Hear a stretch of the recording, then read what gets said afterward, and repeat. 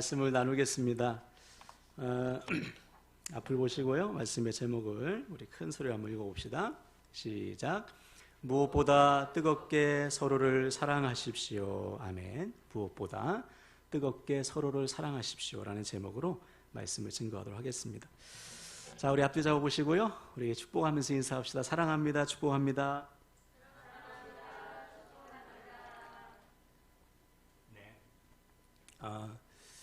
좀 추우시면은 온도를 내려주시고, 춥다고 꼭 하세요. 감기 걸리지 마시고. 요즘 여름 감기가 유행이랍니다. 자, 오늘도 말씀을 듣기 전에요, 여러분 들을 귀 또 마음을 잘 준비하세요. 우리가 하나님의 말씀을, 이 말씀이 정말 나에게 주시는 하나님의 말씀이다, 이렇게 말씀을 우리가 받으면 그 말씀이 우리 마음을 비춥니다. 말씀이 딱 들어오면, 우리 마음에 딱 들어오면 우리 마음을 쫙 비춰요. 이것을 신학적인 용어로 성령의 조명하심이라고 해요. 우리 깜깜한 밤에 이 조명을 탁 켜면 어두울 때는 안 보이지만 불을 켜면 다 보이잖아요. 마찬가지로 우리가 하나님의 말씀을 아멘하고 받아들이면 그 말씀이 우리 마음을 비춰요. 우리 마음에 있는 모든 허물, 죄, 의심, 염려 다 비추시고 몰아내게 하시는 거예요. 주께서 주시는 생명으로, 은혜로, 소망으로, 담대함으로 채워주십니다. 오늘도 선포되는 말씀을 여러분 하나님의 말씀으로 받아들이셔서 그 말씀이 빛이 되어 우리 안에 있는 모든 죄와 허물과 염려와 의심을 몰아내고 하나님께서 주시는 회복을 누리시기를 주님의 이름으로 간절히 축원을 드립니다. 아멘. 자, 오늘은 우리의 실천 목표 세 번째인 동역하는 교회입니다. 한번 따라할까요? 모든 성도가 동역하는 교회. 네, 성경은 교회를 가리켜 그리스도의 몸이라고 합니다. 그러므로 교회는 머리 대신 주님의 말씀 안에서 하나됨을 이루어서 서로 동역하는 사람들이에요. 네, 머리 대신 주님 말씀하시면 다 같은 마음, 같은 뜻, 같은 말을 해서 서로 동역해서 몸을 세워가는 것이죠. 이 말을 바꿔 말하면 혼자서는 안 돼요. 혼자서는 우리의 믿음이 온전한 믿음으로 세워질 수가 없습니다. 오직 서로 동역할 때 우리는 온전한 믿음, 그리스도의 장성한 믿음으로까지 자라게 되는 거예요. 여러분 서로 동역해서 우리 모두 주님의 장성한 분량으로 자라길 축복합니다. 아멘. 자, 두 번째는 기둥이 되는 것이었습니다. 기둥. 하나님은 우리를 성전의 기둥으로 삼으셨는데, 기둥이 된다는 것은 뭐죠? 자기 자리 지키는 것, 내 자리 지키는 거예요. 믿음의 자리, 사명의 자리, 헌신의 자리, 기도의 자리, 예배의 자리를 지켜서 나를 통해서 하나님께서 이 교회를 세워주신다, 이 확신을 가지고 부르신 자리를 지키는 것입니다. 여러분 하나님께서 우리 각자를 부르신 자리가 있어요. 그렇죠? 그 자리를 소망을 가지고 힘써 지키시길 축복합니다. 아멘. 세 번째 원칙은 서로 용납하고 용서하는 교회였어요. 바울은 교회를 향해 서로 불만이 있거든 주님께서 우리를 용서하신 것 같이 서로를 용납하고 용서하라 명령했습니다. 그래서 불만이라는 것은 저 사람은 나랑 안 맞네, 내 싫어, 이 수준이 아니고 나에게 해를 입히는 사람까지 품고 용납하라. 이유는 오직 하나, 주님께서 우리를 그렇게 용서하시고 용납하셨기 때문에. 이것이 동역의 비밀이잖아요. 그죠? 주님께서 나 같은 죄를 용납하고 용서하셨지. 그러므로 우리도 서로 용납하고 용서할 때 하나됨을 이루어서 동역할 수 있다. 네 번째 원칙은 분쟁 없이 서로를 돌보는 거였습니다. 여러분 교회만큼 다양한 사람들이 모인 공동체는 없지요. 나이 다르죠, 성별 다르죠, 직업 다르죠, 기질도 다 다르죠, 성격도 다 다르죠. 근데 어떻게 이러한 교회들이 서로 하나됨을 이룰 수 있는가? 답은 간단해요. 우리가 믿는 하나님이 한 분이시기 때문에. 우리가 구주로 고백하는 주님이 한 분이시요, 우리 안에서 역사하시는 성령님이 한 분이시기 때문에 우리가 주님 안에 거할 때 하나 될 수 있다. 반대로 내가 지금 주님 안에 거하지 못하면요, 성격이 잘 맞는 사람, 가족끼리 모여도 분열과 분쟁이 일어나요. 그래서 열쇠는 뭐냐면 우리가 주님 안에 거하는 것입니다. 그럼 날마다 우리가 주님 안에 거해서 서로 하나 되어 돌보고 함께 교회를 세워가는 우리 함께하는 교회 지체들이 다 되시기를 주님의 이름으로 축원을 드립니다. 아멘. 자, 오늘은 5번째 원칙입니다. 한번 따라할까요? 무엇보다 뜨겁게 서로를 사랑하라. 서로를 사랑하라. 네, 8절을 다시 보세요. 본문 8절. 무엇보다도 뜨겁게 서로 사랑할지니 사랑은 허다한 죄를 덮느니라. 그렇죠? 베드로는 교회를 향해서 무엇보다 뜨겁게 서로를 사랑하라고 명령합니다. 특히 오늘 말씀은 마지막 때를 살아가는 성도들에게 주신 말씀이에요. 7절 초반부에 보시면 만물의 마지막이 가까이 왔으니 그랬어요. 만물의 마지막, 주님의 재림 때 종말을 말하거든요. 여러분, 이 날은 주님께서 이 땅에 다시 오시는 종말의 날, 재림의 날은 믿지 않는 자에게는 심판의 날이죠. 죄로 인한 심판. 그러나 믿는 우리들에게는 어떤 날이에요? 영원한 생명을 얻고 부활의 영광을 누려서 영원한 하나님 나라에 들어가는 이 영광의 날이에요. 그 영광의 날이 점점점 다가오고 있는 이때에 우리가 해야 될 것은 뭐냐? 교회가 해야 될 것은 무엇인가? 무엇보다 뜨겁게 서로를 사랑하는 것이다. 여기서 무엇보다라는 것은 최우선이라는 뜻이에요. 가장 먼저. 뜨겁게라는 것은 열심이라는 거예요. 즉, 우리가 주님께서 이 땅에 다시 오시는 날, 또 개인적으로는 우리가 주님 앞에 설 날이 점점점 다가오고 있는 이때에 우리가 가장 먼저 열심히 해야 될 것은 뭐냐? 사랑하는 것이다. 이것이 베드로가 오늘 우리에게 주는 명령입니다. 가장 먼저 서로를 뜨겁게 사랑하라. 그래서 우리 주님도 이렇게 명령하셨죠. 요한복음 13장 34절 볼까요? 있습니다. 시작. 새 계명을 너희에게 주노니 서로 사랑하라. 내가 너희를 사랑한 것 같이 너희도 서로 사랑하라. 아멘. 그렇죠. 주님께서 주신 새 계명, 주님께서 주신 이 복음을 하나로 요약한 것, 서로 사랑하라.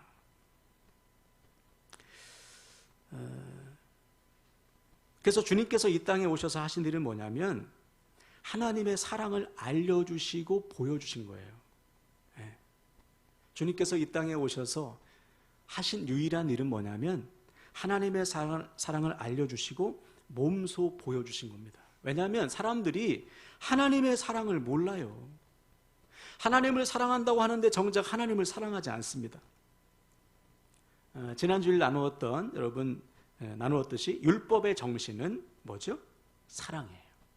하나님께서 우리에게 율법을 주신 목적은 잘 지키나 못 지키나 이렇게 감시하시는 것이 아니고 또 누가 잘 지키나 상 줘야지, 그것도 아니에요. 하나님께서 우리에게 율법을 주신 목적은 이 율법을 통해서 우리와 사귀기 위함이십니다. 다시 말해 창조주이신 하나님께서 일방적으로 우리에게 율법을 주신 이유는 그 율법을 통해서 우리와 관계를 맺기 위함이에요. 어떤 관계? 사랑의 관계. 그래서 하나님이 일방적으로 우리에게 율법을 허락해 주신 거예요. 그래서 우리는 율법을 지키면 지킬수록 하나님의 사랑을 알고 그 사랑으로 이웃을 사랑해야 마땅한 것, 이것이 하나님의 계획이었어요. 근데 사람들이 점점 율법에서 뭐가 빠져요? 하나님의 사랑은 빠지고 율법이 우상이 되어서 율법만 지키는 거예요.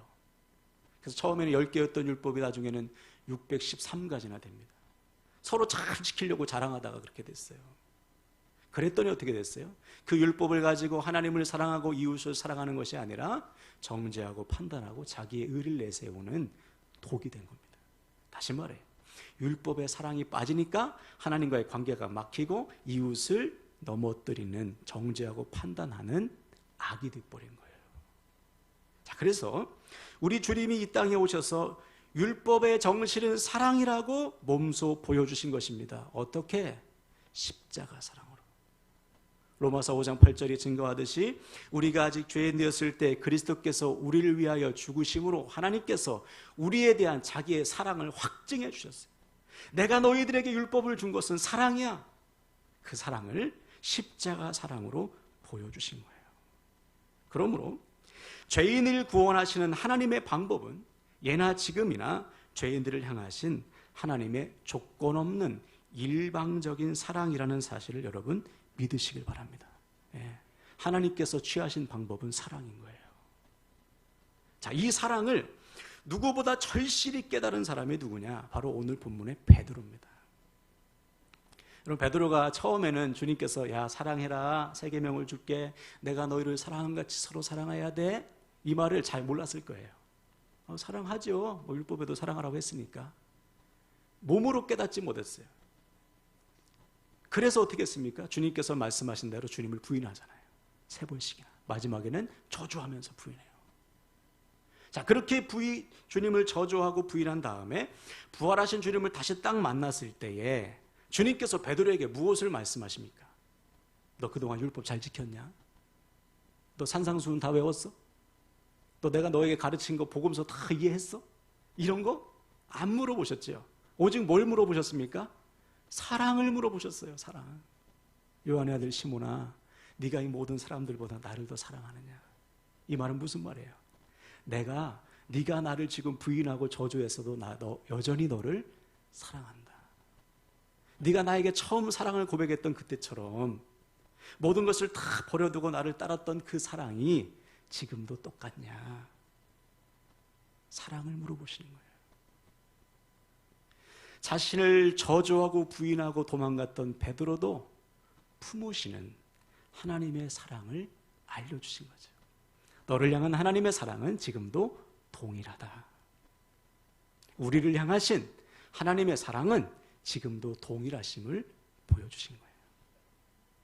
이 질문에 베드로가 대답하죠. 주님, 제가 주님을 사랑하는 줄 주님이 아십니다. 그때 주님께서 주님의 양들을 맡기시는 거 아니에요? 그 후로 베드로는 단 한 번도 주님을 부인한 적이 없어요.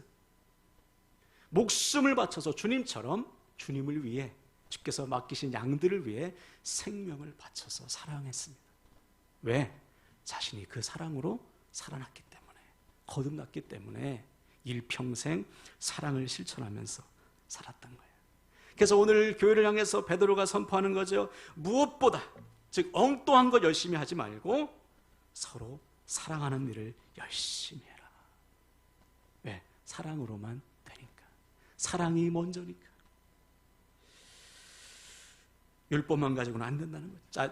잘잘못을 따지고 비판하고 정죄하고 판단하는 것으로는 영원히 살아나거나 회복되거나 변화되지 않기 때문에. 여러분, 그게 율법의 한계잖아요. 우리도 다 경험하지 않습니까?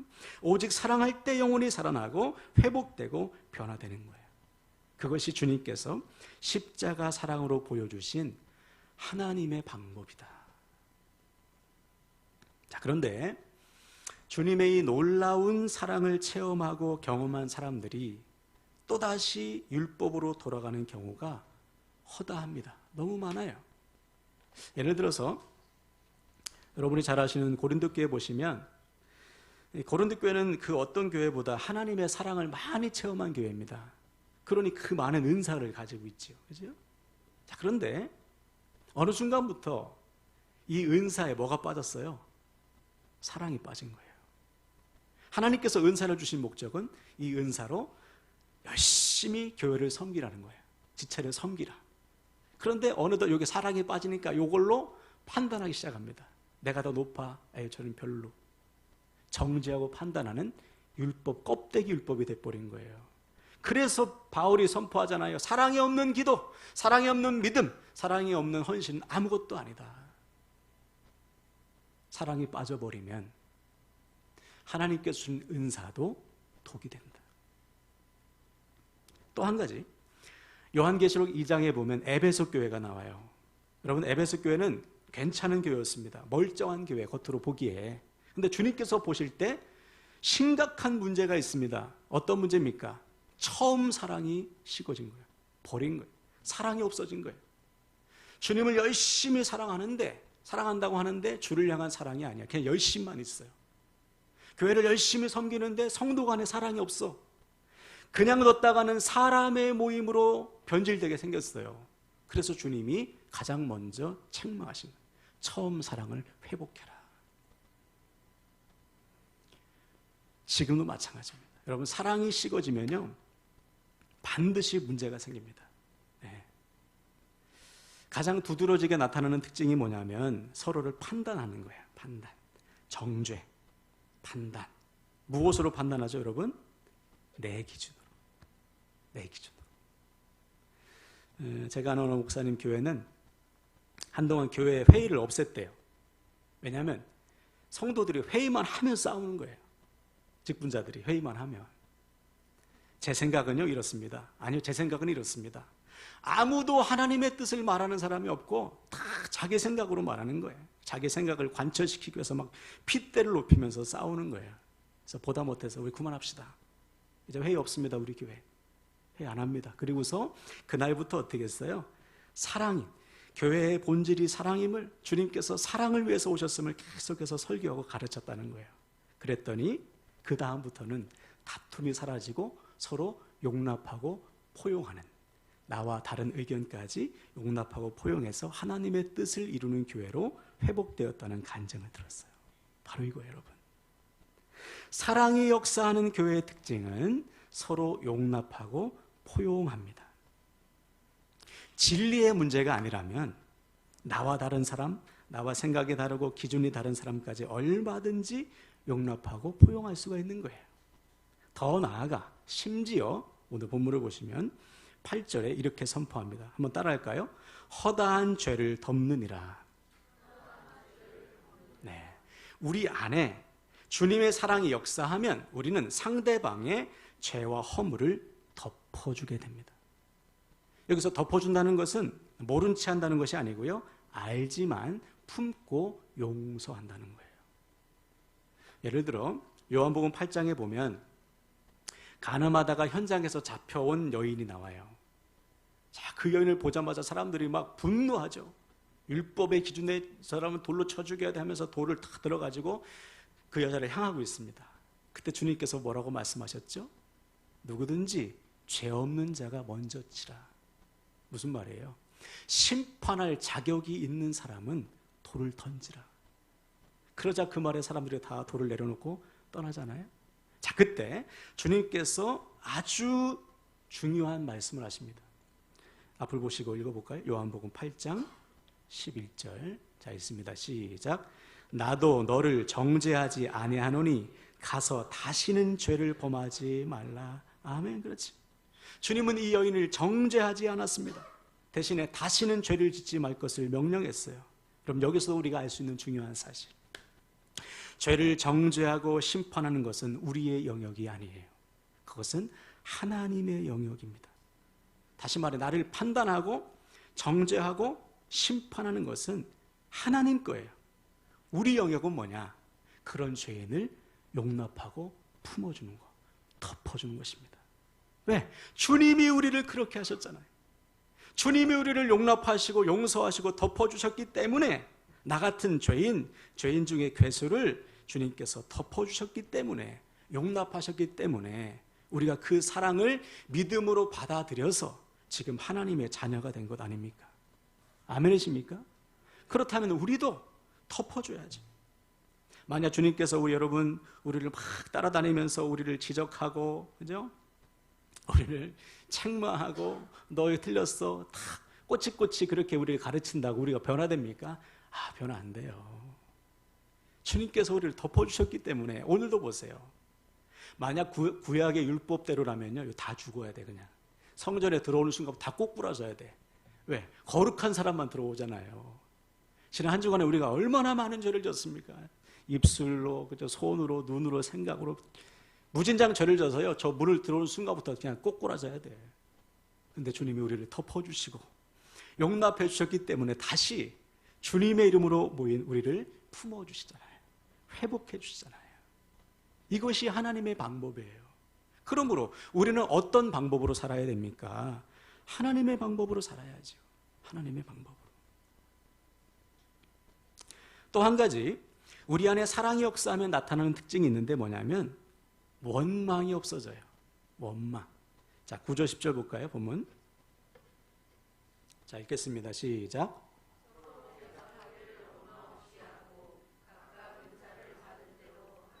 여러 가지 은혜를 맡은 선한 청지기 같이 서로 봉사하라. 아멘. 우리 안에 사랑이 역사하면 원망이 사라져요. 여기서 원망이 없다는 것은 대가를 바라지 않고 불평하지 않는다는 겁니다.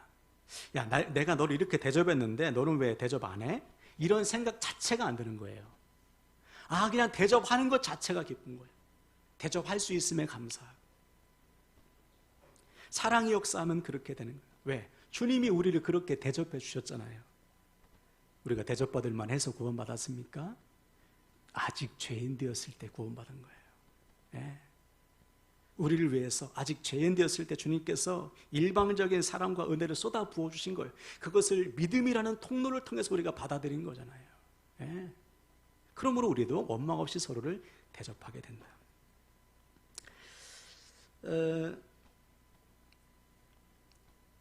은사도 마찬가지죠. 은사 역시 남들과 비교하지 않죠. 자기를 뽐내거나 남을 판단하는 데 쓰는 것이 아니에요. 그저 나에게 주신 은사로 내 할 일 하는 거예요. 내가 할 수 있는 것, 나에게 주신 은사로 내가 최선을 다해서 성도들을 또 곁에 있는 사람들을 섬기는 거예요. 자, 반대로 사랑이 없으면 어떻게 됩니까? 섬기면서도 원망하죠. 왜 나만 이러고 있나? 왜 나를 인정해 주지 않나? 왜 나는 이렇게 열심히 하는데 저 사람은 왜 가만히 있나? 이렇게 섬기면서도 힘들어. 불평이 생겨요. 아주 좋은 예로 누가복음 10장에 보면 마르다와 마리아 자매 이야기가 나와요. 예수님께서 집에 온다고 하니까 이 마르다가 큰일 났어. 예수님 혼자 오는 게 아니잖아요. 제자들도 있으니까 막 음식을 장만하는데 막 이리 뛰고 저리 뛰고 분주해요. 근데 이 여동생 마리아를 보니까 없어요. 찾아보니까 예수님 발 앞에 앉아가지고 태평하게 말씀 듣고 있네. 얼마나 화가 나. 나는 열심히 일하고 있는데 쟤는 놀고 있으니까 주님께 갔어요.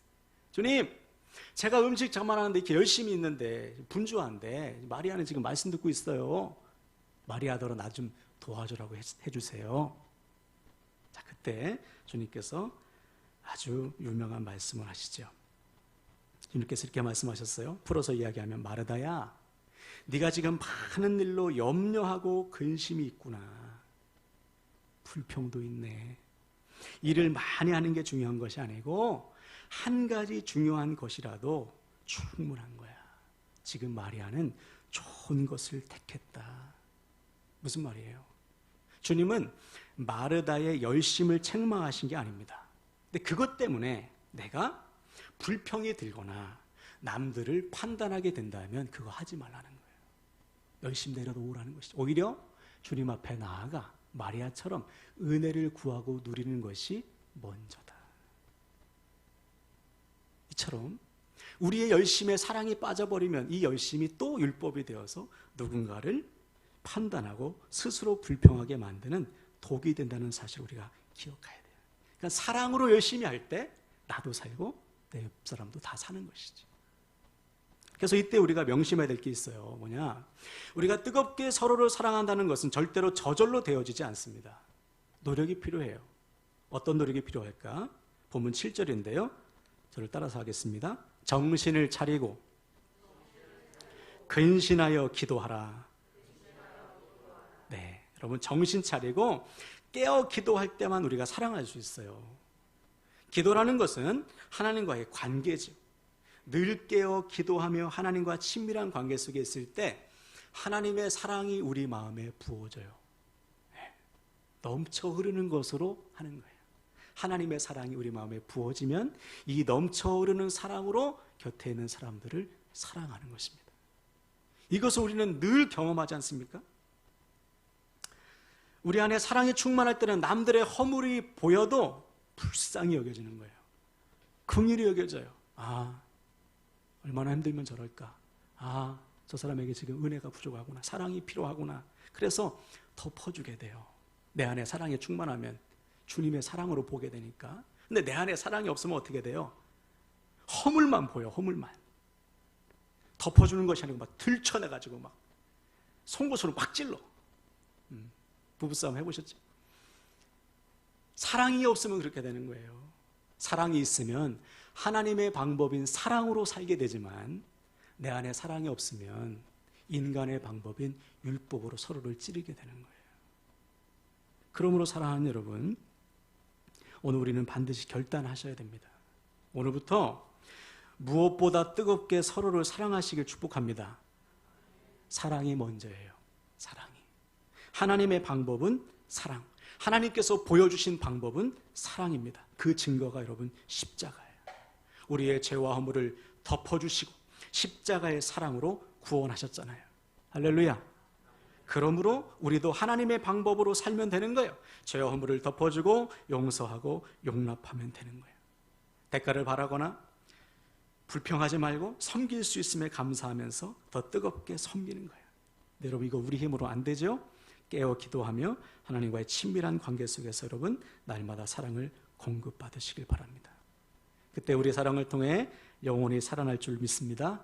우리 가정이 회복되고요, 교회가 든든히 서고요, 우리가 있는 직장과 학교에 사랑의 역사가 반드시 나타나게 될 줄로 믿습니다. 아멘. 우리 저를 따라서 선포하고 말씀 마치겠어요. 무엇보다 뜨겁게 서로를 사랑하겠습니다. 무엇보다 뜨겁게 서로를 사랑하겠습니다. 아멘. 우리 말씀부터